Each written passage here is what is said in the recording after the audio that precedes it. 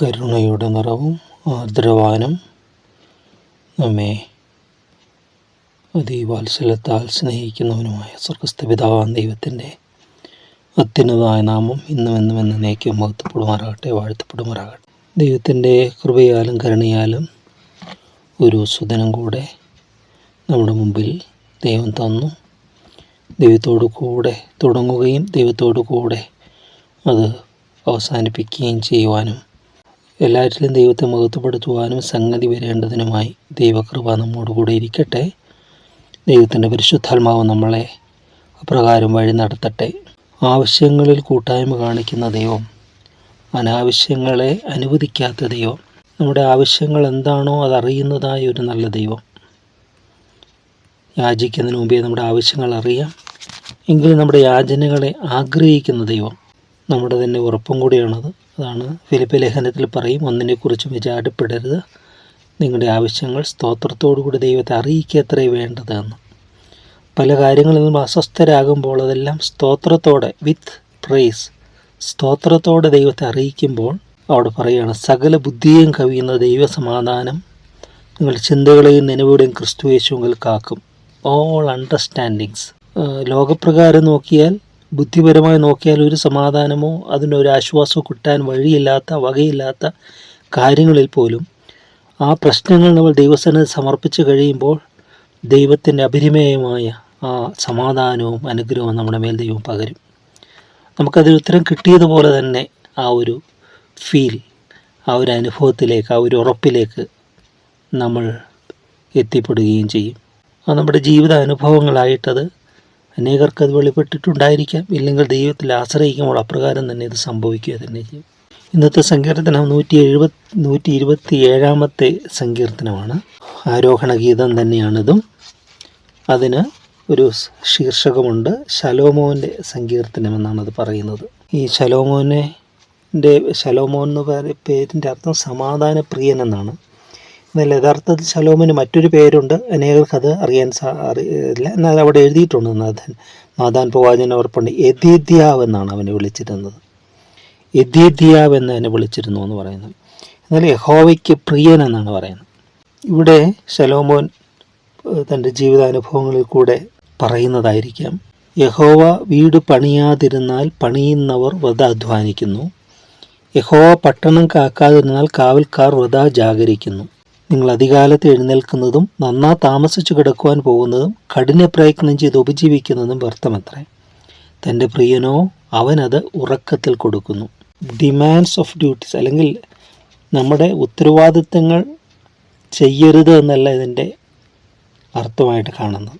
മറിച്ച് നമ്മൾ എന്തെല്ലാം ചെയ്താലും അത് ദൈവകൃപയിൽ, ദൈവാശ്രയത്തോടെ ചെയ്യാൻ സാധിക്കണമെന്ന് ചൊല്ലുണ്ടല്ലോ. വെള്ളക്കൊട്ടയിൽ വെള്ളം കോരുക എന്ന് പറയും. അതായത് മുളക് കൊണ്ടുണ്ടാക്കിയ കൂട, അതിനകത്ത് വെള്ളം കോരിയാൽ എന്ത് സംഭവിക്കും? അത് ചോർന്നു പോകത്തേ ഉള്ളൂ എന്ന് പറഞ്ഞതുപോലെ ദൈവത്തെ കൂടാതെയുള്ള പ്രയത്നങ്ങളും അധ്വാനങ്ങളും എല്ലാം മിക്കവാറും അത് ലാപ്സായി പോകും. അത് ലോസിൽ ചെന്ന് കലാശിക്കും, നഷ്ടത്തിൽ ചെന്ന് കലാശിക്കും.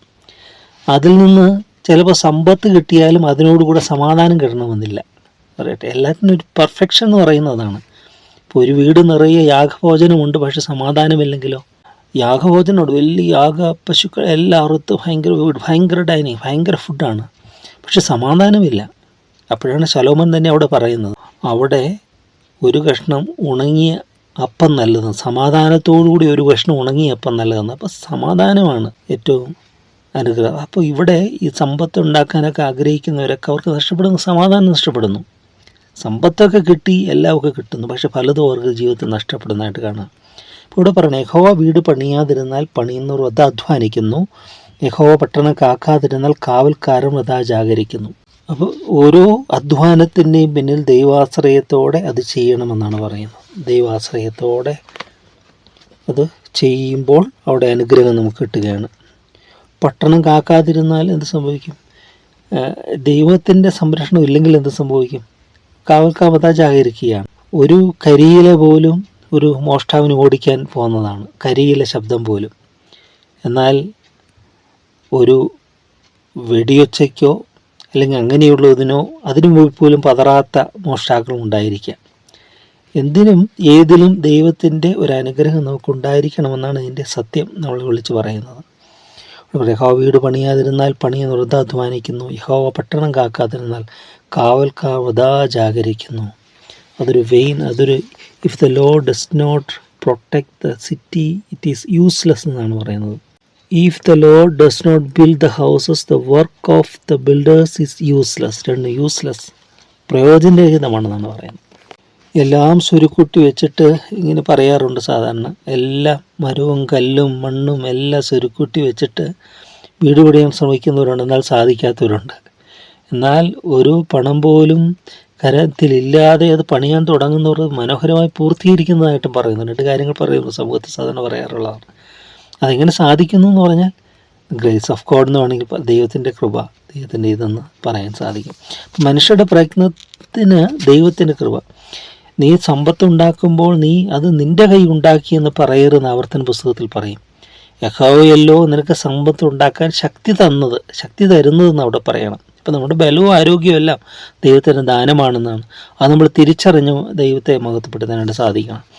തുടർന്ന് അവിടെ പറയാം 2-ാമത്തെ വാക്യം മുതൽ, നിങ്ങൾ അധികാലത്ത് എഴുന്നേൽക്കുന്നതും താമസിച്ച് കിടക്കുവാൻ പോകുന്നതും കഠിന പ്രയത്നം ചെയ്ത് ഉപജീവിക്കുന്നതും വ്യർത്ഥമത്രേ. തൻ്റെ പ്രിയനോ അവനത് ഉറക്കത്തിൽ കൊടുക്കുന്നു. It is useless to work so hard for a living, getting up early and going to bed late. For the Lord provides for those he loves while they are asleep. ഇത് നമ്മളെ പ്രയോജനമില്ലാത്തൊരു, അതായത് ജോലി നിഷ്ക്രിയരാക്കുവാനായിട്ടല്ല ഇവിടെ പറയുന്നത്, മറിച്ച് വൃഥാ പരിശ്രമം. എന്തിനോ വേണ്ടി മനുഷ്യൻ അധ്വാനിക്കുന്നു, എന്തിനു വേണ്ടിയെന്നില്ല. പലതും നശ്വരമായതിനു വേണ്ടി തങ്ങളുടെ വ്യയം മുഴുവൻ, പ്രയത്നം മുഴുവൻ ചെലവഴിക്കുക. അപ്പമല്ലാത്തതിന് നിങ്ങൾ ദ്രവ്യം തൃപ്തിയാകാത്തിന്, അങ്ങനെ ഒരു വാക്യമാണ് തിരുവനന്തപുരത്തിൽ. അതായത് ഈ ഭൗമികമായ കാര്യങ്ങൾ കൊണ്ട് മനുഷ്യൻ തൃപ്തനാകാൻ സാധിക്കുകയില്ല. അതുകൊണ്ടാണ് കർത്തൃപ്രാർത്ഥനയിൽ അന്നന്ന് ഞങ്ങൾക്ക് ആവശ്യമുള്ള അപ്പം തരണമേ എന്ന് പ്രാർത്ഥിക്കുന്നത്. അതുമാത്രം മതിയെന്ന് പറയത്തുള്ളൂ. പണം, വസ്ത്രം, ഇതൊന്നും മനുഷ്യൻ മതിയെന്ന് പറയത്തില്ലെന്ന് പറയുന്നത്. ഒരു കാര്യം മാത്രം പറയും, ഭക്ഷണം അത് മതി, വയറ് നിറഞ്ഞ് മതി എന്ന് പറയും. അതിനപ്പുറവിന് വേണ്ട. സ്വരുക്കുട്ടി വെക്കുമായിരിക്കാം, എന്നാൽ പൊതുവെ പറയുന്നതാണ്. അപ്പോൾ നമ്മൾ പ്രാർത്ഥിക്കുന്നത് അന്നന്ന് ഞങ്ങൾക്ക് ആവശ്യമുള്ള ആഹാരം ഞങ്ങൾക്ക് തരണമേ എന്നവിടെ പ്രാർത്ഥിക്കുന്നത്. ഇപ്പോൾ ഇവിടെ പറയുകയാണ്, നിങ്ങൾ അധികാലത്ത് എഴുന്നേൽക്കണം. അപ്പോൾ അധികാലത്ത് എഴുന്നേൽക്കേണ്ടെന്നല്ല, താമസിച്ച് കിടക്കാൻ പോകുന്നത് താമസിച്ച് കിടക്കാൻ തെറ്റാണെന്നല്ല, അധ്വാനത്തിൻ്റെ പിന്നിൽ അതുണ്ട്. പക്ഷേ കഠിന പ്രയത്നം ചെയ്ത് ഉപജീവിക്കുന്ന വ്യർത്ഥമത്ര. നിങ്ങൾ തന്നെയാകുമ്പോൾ അത് അവിടെ, പക്ഷേ ഗോഡ് ഗൈഡഡ്, ദൈവം ഗൈഡ് ചെയ്യണം. കർത്താവ് രാത്രി മുഴുവനും പ്രാർത്ഥിച്ചില്ലേ? ശിഷ്യന്മാർ വന്നിട്ട് പത്രോസിൻ്റെ അവർ പറയുക, നാഥാ ഞങ്ങൾ രാത്രി മുഴുവൻ അധ്വാനിച്ചു. ഇപ്പോൾ പല ജോലികളും ചെയ്യാൻ പോകുന്ന രാത്രിയാണ് അധ്വാനത്തിന് വേണ്ടി പോകുന്നവരുണ്ട്. പകലൊരു വിശ്രമത്തിലേക്ക് പ്രവേശിക്കും. വർഷങ്ങളിൽ പകുതി സമയവും പകുതി മാസങ്ങൾ കടലിൽ കപ്പലിൽ താമസിക്കുന്നവരുണ്ട്. ഖനിഗർഭങ്ങളിൽ പോകുന്നവരുണ്ട്. അവർ ഈ ഡിഗ് ചെയ്യാൻ വേണ്ടി വിദൂര സ്ഥലങ്ങളിലൊക്കെ പോയാൽ അവർ നാളുകൾക്ക് ശേഷം മടങ്ങി വരുന്നത്. പക്ഷേ അത്രയും സമയം അവർക്ക് റെസ്റ്റ് കിട്ടും. ആ പോയ അത്രയും സമയം തന്നെ 6 മാസമാണെങ്കിൽ പിന്നെയുള്ള 6 മാസം അവർക്ക് റെസ്റ്റാണ് എന്ന് പറഞ്ഞ പോലെ അധ്വാനത്തോടുകൂടെ വിശ്രമവും കൂടെ അവിടെ ഉണ്ട്. ഇവിടെ പറയുന്നത് ഈ ഒരു അർത്ഥം ശരിക്കുള്ള ട്രാൻസ്ലേഷൻ ഇങ്ങനെയാണ് പറയുന്നതെന്ന് പറയുന്നത്, നിങ്ങൾ അധികാലത്ത് എഴുന്നേൽക്കുന്നതും താമസിച്ച് കിടക്കാൻ പോകുന്നതും കഠിന പ്രയത്നം ചെയ്ത് ഉപജീവിക്കുന്നതും വ്യർത്ഥമത്രേ. തൻ്റെ പ്രിയനോ അവന് ഉറക്കത്തിൽ കൊടുക്കുന്നു എന്നാണ് പറയുന്നത്. അത് മറ്റൊരു ഇതിൽ പറയും, തൻ്റെ പ്രിയനോ അവന് ഉറക്കം കൊടുക്കുന്നു എന്നാണ് പറയുന്നത്. രണ്ടിലും നല്ല ഒരർത്ഥമാണ്. തൻ്റെ പ്രിയനോ അവന് ഉറക്കം കൊടുക്കുന്നു, ഉറക്കത്തിൽ കൊടുക്കുന്നു എന്നുണ്ട്, ഉറക്കം കൊടുക്കുന്നു എന്നുണ്ട്. ഉറക്കത്തിൽ കൊടുക്കുന്നു. ശലോമോന് സ്വപ്നം ഉറക്കത്തിലാണ് ലഭിച്ചത്. അപ്പോൾ ശലോമോന് സങ്കീർത്തനമില്ല, അപ്പോൾ ഉറക്കത്തിലാണ് ശലോമോന് ഇതെല്ലാം ദൈവം കൊടുക്കുന്നത് അല്ലേ? ആ സ്വപ്നം കാണുമ്പോൾ സ്വപ്നത്തിലാണ് ദൈവം ചോദിക്കുന്നത്, എന്ത് വേണമെന്ന് ചോദിക്കുമ്പോൾ അവൻ ഇതിൻ്റെ ജനത്തെ ഭരിക്കാനുള്ള ജ്ഞാനം വേണമെന്ന് ചോദിച്ചു. നീ സമ്പത്തോ മറ്റൊന്നുമോ ചോദിക്കാതെ വ്യക്തമായി ജ്ഞാനം ചോദിച്ചതുകൊണ്ട് മറ്റത് നീ ചോദിക്കാത്തതും കൂടെ നിനക്ക് തരുന്നു എന്ന് പറഞ്ഞുകൊണ്ടാണ് ദൈവം ശലോമോനെ സമ്പന്നനാക്കിയത്. പക്ഷേ അവൻ ഒടുവിൽ ആ പണവും ദൈവിക കൽപ്പനകളിൽ നിന്ന് അവൻ അകന്നു പോകുന്നതായിട്ട് കാണുന്നുണ്ട്. അത് സ്നേഹത്തിൻ്റെ കുറവായിരിക്കാം. ദൈവത്തെ സ്നേഹിക്കുന്നുവെന്ന് എൻ്റെ വചനം പ്രമാണിക്കുന്നു എന്ന് പറയുമ്പോൾ സ്നേഹത്തിൻ്റെ അഭാവമാണ്. ദൈവം പ്രിയനായിട്ട് കണ്ടു. പക്ഷെ ദൈവത്തെ തിരിച്ച് സ്നേഹിക്കുന്നതിന് പകരം അവൻ്റെ സ്നേഹം വിജാതീയ സ്ത്രീകളിലേക്ക്, അരുതാത്ത ബന്ധങ്ങളിലേക്ക്, അന്യജാതി വിഗ്രഹാരാധനയിലേക്കൊക്കെ അവൻ്റെ സ്നേഹം പോയി. അത് നാശത്തിലേക്ക് മാറിയതായിട്ട് നമ്മൾ കാണുന്നുണ്ട്. ഇവിടെ പറയുന്നു, അടുത്തത് വേറൊരു പോർഷൻ പറയുകയാണ്. എന്താണ്? മക്കൾ യഹോവ നൽകുന്ന അവകാശവും ഉദരഫലം അവൻ തരുന്ന പ്രതിഫലവും തന്നെ. വീരൻ്റെ കയ്യിലെ അസ്ത്രങ്ങൾ എങ്ങനെയോ അങ്ങനെയാകുന്നു യൗവനത്തിലെ മക്കൾ. അവയെ കൊണ്ട് തൻ്റെ ആവഴനാഴിക നിറച്ചിരിക്കുന്ന പുരുഷൻ ഭാഗ്യവാൻ. നഗരവാതുക്കൾ വെച്ച് ശത്രുക്കളോട് സംസാരിക്കുമ്പോൾ അങ്ങനെയുള്ളവർ ലജ്ജിച്ചു പോകുകയില്ല. എത്രയോ സമ്പന്നരുണ്ടെന്നറിയാമോ? അവർക്കൊരു കുഞ്ഞിനെ ലഭിച്ചാൽ അവരുടെ സമ്പത്തിൽ പകുതി പോലും കൊടുക്കുവാൻ, സമ്പത്ത് മുഴുവൻ കൊടുക്കുവാനും തയ്യാറായവരുമുണ്ടെന്നാണ് പറയുന്നത്. പക്ഷേ ദൈവമാണ് എല്ലാറ്റിനും നൽകേണ്ടത്. അപ്പോൾ മക്കൾ ഉണ്ടോ, അത് ദൈവം തരുന്ന അനുഗ്രഹമായിട്ട് കാണാനായിട്ട് സാധിക്കണം. ആധുനിക ശസ്ത്രക്രിയർ ഉപജ്ഞാതാവായി അറിയപ്പെടുന്ന അംബ്രോയിസ് പെരെ തികഞ്ഞ ഒരു ദൈവഭക്തനായിരുന്നു. അപ്പോൾ അദ്ദേഹം ഈ രോഗപരിചരണം പോലും ഒരു ദൈവവേലയായിട്ട് അദ്ദേഹം കണ്ടിരുന്നു. അപ്പോൾ അദ്ദേഹം ഒരു പട്ടാളക്കാരനെ ചികിത്സിച്ച് സുഖമാക്കി പറഞ്ഞപ്പോൾ അദ്ദേഹം പറഞ്ഞു, ഞാനവൻ്റെ മുറിവുകൾ മാത്രമേ കെട്ടിയുള്ളൂ, ദൈവമാണ് അവനെ സൗഖ്യമാക്കിയതെന്ന്. അപ്പോൾ ഡോക്ടേഴ്സിന് ആ ഒരു മുറിവുകൾ കെട്ടുന്നു, ദൈവം സൗഖ്യം കൊടുക്കണം. എത്രയെല്ലാം മരുന്ന് ഉപയോഗിച്ചാലും ദൈവം അതിൽ കൂടെ ദൈവം സൗഖ്യം നൽകണം. ഇപ്പോൾ മെഡിസിൻ കണ്ടുപിടിക്കുമ്പോൾ ആ മരുന്നിൻ്റെയും ഉത്ഭവം എന്ന് പറയുന്നത് ദൈവത്തിൻ്റെ ഇതല്ലേ, അനുഗ്രഹമല്ലേ. ദൈവമല്ലേ ആ ബുദ്ധി മനുഷ്യനെ കൊടുത്തത് കണ്ടുപിടിക്കാനാണ്. അപ്പോൾ എല്ലാറ്റിലും ദൈവത്തിൻ്റെ കൃപ. ഇവിടെ കുറേ മക്കൾ യഹോവ നൽകുന്ന അനുഗ്രഹവും ഉദരഫലം അവൻ നൽകുന്ന പ്രതിഫലവുമാകുന്നു. അവകാശവും പ്രതിഫലവും. വീരൻ്റെ കയ്യിലെ അസ്ത്രങ്ങൾ, അത് അസ്ത്രങ്ങളെ പോലെയാണ്. അത് നല്ലതുപോലെ ഉപയോഗിച്ചാൽ നല്ലതുപോലെ അത് പ്രയോജനപ്പെടും യുദ്ധത്തിന്. അങ്ങനെയുള്ളവരുടെ അവയെ കൊണ്ട് തൻ്റെ ആവനാഴിക നിറച്ചിരിക്കുന്ന പുരുഷൻ ഭാഗ്യവാൻ. നഗരവാതുക്കൾ വെച്ച് ശത്രുക്കളോട് സംസാരിക്കുമ്പോൾ അങ്ങനെയുള്ളവർ ലജ്ജിച്ചു പോവുകയില്ല. പുരാതന കാലത്തൊക്കെ ആൾബലമാണ് ഏറ്റവും കൂടുതൽ. എത്ര ആളുകളുണ്ട് ഒരു വീട്ടിൽ, അതാണ് ബലം എന്ന് പറയുന്നത്. അപ്പോൾ 10 മക്കൾ, 11 മക്കൾ. മോസസ് ടിഗ്രേസ് എന്ന് പറഞ്ഞു. ഒരു വ്യക്തിയോട് പറഞ്ഞു, 12 മക്കളുണ്ടല്ലോ, യാക്കോബിനെ പോലെ 12 മക്കളുണ്ടല്ലോ എന്ന് പറഞ്ഞു. അപ്പോൾ ആ വ്യക്തി പറഞ്ഞു, അതെ, ഗോത്രപിതാ യാക്കോബിനെ പോലെ 12 മക്കളുണ്ട്, യാക്കോബിൻ്റെ ദൈവം എന്നോട് കൂടെ ഉണ്ടെന്ന് പറഞ്ഞു. അതാണ് ബലം എന്ന് പറയുന്നത്. ദൈവത്തോട് കൂടെ അല്ല.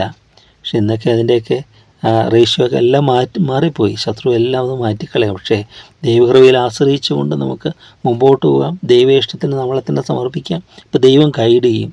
കാലങ്ങൾക്കനുസരിച്ചും സാംസ്കാരിക അല്ലെങ്കിൽ ലോകത്തിൻ്റെ ഇതിനൊക്കെ അനുസരിച്ചും ദൈവം അതിന് നമ്മളെ ആലോചന വഴി നടത്താൻ ദൈവം ശക്തനാണ്. ദൈവ ഇഷ്ടത്തിന് നമുക്കതിനായി സമർപ്പിക്കാം. ഒരു കാര്യം, നമ്മൾക്ക് അധ്വാനത്തോടുകൂടെ വ്രത അല്ല, ദൈവകൃപ നമ്മുടെ കൂടെ ഉണ്ടെങ്കിൽ എല്ലാറ്റിനോടും കൂടി ദൈവകൃപ ചേർക്കുമ്പോൾ അത് മനോഹരമായി തീരുന്നു. പൗലോസ് പറയുന്നുണ്ട്, ഞങ്ങൾ അധ്വാനിച്ചു, ഏറെ പ്രാവശ്യം തടവിലായി ഏറെ, എന്നാൽ ഞങ്ങളോട് ദൈവകൃപ എത്രയെന്ന്. അപ്പം നമ്മോടുകൂടി ദൈവകൃപ കൂടെ ഇരുന്ന് എല്ലാറ്റിലും വഴി നടത്തട്ടെ. ദൈവസേന നമ്മളെ തന്നെ അർപ്പണം ചെയ്യാം. സ്നേഹം നിറഞ്ഞ ദൈവമേ, ഒന്നും മനുഷ്യരുടെ പ്രയത്നങ്ങൾ അത് തനിയായിരിക്കുമ്പോൾ പ്രയോജനമല്ല, അത് ദുരന്തമാണെന്നും ആഗ്രഹിക്കുന്ന അനുഭവങ്ങൾ, ഫലങ്ങൾ തരികയില്ല എന്ന് നിങ്ങൾ തിരുവഴുത്തിൽ കൂടെ കേൾപ്പിച്ചതിനായി ഞങ്ങൾ അങ്ങേ സ്തുതിക്കുന്നു. അപ്പോൾ ഞങ്ങളെ തന്നെ മുഴുവനായി നിന്റെ സന്നിധിയിൽ സമർപ്പിക്കുന്നു. അവിടത്തേക്കനുസരിച്ച് പ്രയത്നിക്കുവാനായിട്ട് അപ്പോൾ അവിടുത്തെ കൃപ ഞങ്ങൾക്ക് തരണമേ. ദൈവിക ജ്ഞാനത്തോടെ, വിവേകത്തോടെ, ദൈവിക സാന്നിധ്യത്തോടെ ഞങ്ങളുടെ ഓരോ പ്രവർത്തികളും ചെയ്യുവാൻ, ചെയ്തു തീർക്കുവാൻ, പൂർത്തീകരിക്കുവാൻ അപ്പോൾ ഞങ്ങൾക്ക് അവിടുന്ന് കൃപ തരണമേ എന്ന് പ്രാർത്ഥിക്കുന്നു. എല്ലാ ആവശ്യങ്ങളും നിന്റെ സന്നിധിയിൽ സമർപ്പിക്കുന്നു. എല്ലാവരെയും നിന്റെ തൃക്കരങ്ങളിൽ ഫലമേൽപ്പിക്കുന്നു. എല്ലാ കുടുംബങ്ങളെയും അവിടുന്ന് കാക്കണമേ. മഹത്വം അവിടുന്ന് മാത്രം എടുക്കണം. പിതൃത്വ പരിശുദ്ധാത്മാവിന്റെ നാമമഹത്വത്തിനായി തന്നെ. ആമേൻ. ഈ ജീവിതയാത്രയിൽ തുണയായി രക്ഷകൻ കൂടെയുണ്ട്. ദിവ്യാഭിലാഷം പോൽ ദിനവും അവൻ നമ്മെ വഴി നടത്തും. കാൽവരി ക്രൂശിലെ ദൈവസ്നേഹം നിന്നെ വിളിച്ചിടുന്നു. സ്നേഹം നിറഞ്ഞ മൃദുസ്വനം നിൻ കാതിൽ മുഴങ്ങിടട്ടെ. നിന്റെ സമാധാനത്തിനായുള്ള ശിക്ഷയവൻ വഹിച്ചു.